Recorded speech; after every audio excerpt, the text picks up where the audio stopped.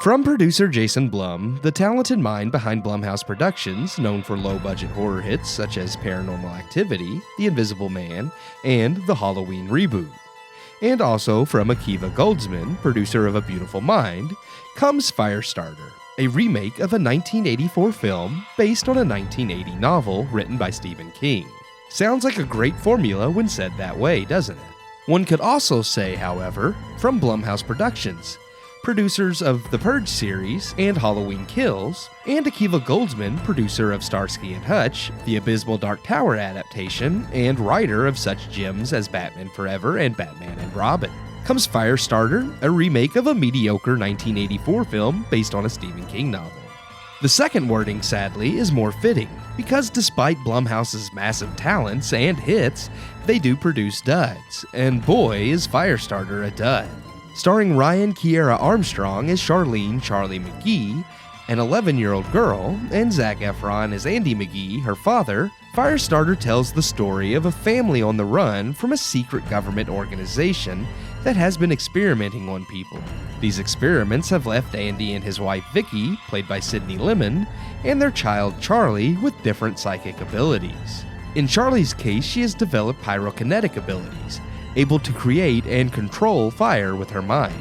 Much of the story follows the McGees on the run from DSI, the secret organization that gave them their powers, as DSI is eager to get Charlie back for more experiments and also cannot risk being exposed, leading DSI to enlisting Rainbird, a Cherokee man, played by Michael Greyeyes, who has also been the subject of experiments to track the McGees down.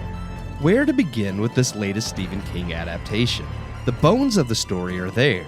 It is on paper the basic premise of King's novel, clocking in a whopping 20 minutes shorter than the 1984 adaptation. To be fair, the original film is guilty of dragging longer than was necessary. A more streamlined narrative and shorter film isn't necessarily a bad thing, but the remake is too bare bones to even justify its existence. With little in the way of character depth or emotional development, we get a story that is fairly generic. Government experiments on people, people escape.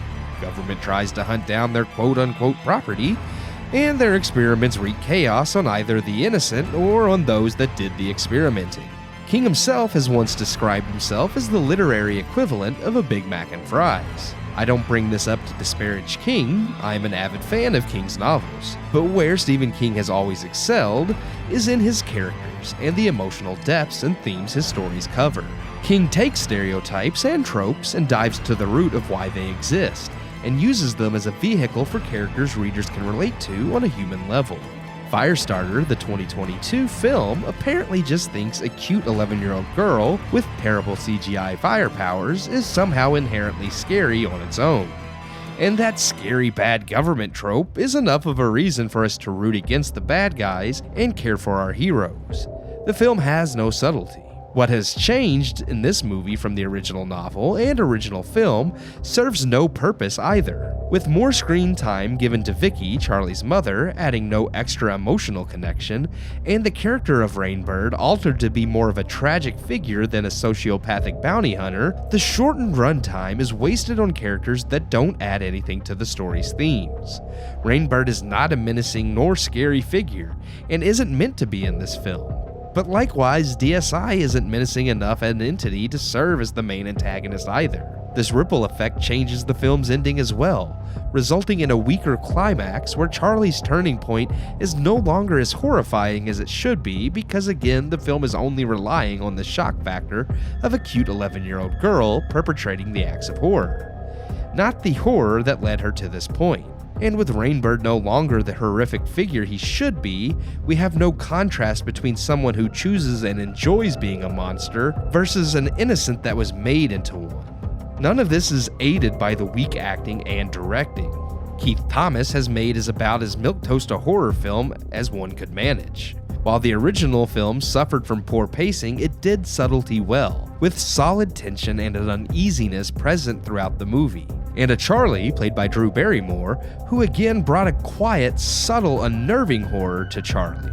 Ryan Kiera Armstrong lacks subtlety in her performance, as do all the actors involved, including Zac Efron and Michael Greyeyes, all of which lands at the director's feet. Firestarter is simply a pointless remake with nothing to offer audiences. Blumhouse has always prided itself on making cheap horror films with great production value. Films that are made low cost but never feel cheap. Firestarter feels cheap, looks cheap, and lacks any creativity. I give Firestarter 1.5 out of 4 stars.